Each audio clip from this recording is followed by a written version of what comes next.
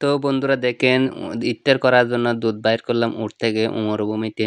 এখানে উটের দুধ দিয়ে ইফতার করে। তখন আমি দুধ বাইর করলাম উটের থেকে দেখেন কত সুন্দর দুধগুলা।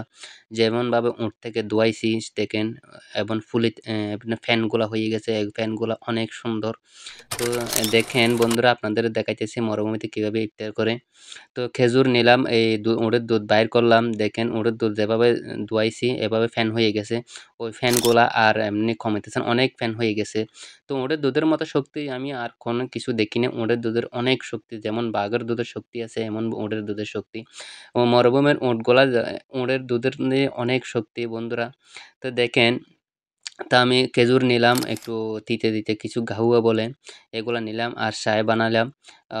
এখানে সে আনছিল দোকান থেকে সমোসা আনছিল। তো সেগুলা দিয়ে আমরা ইফতার করলাম।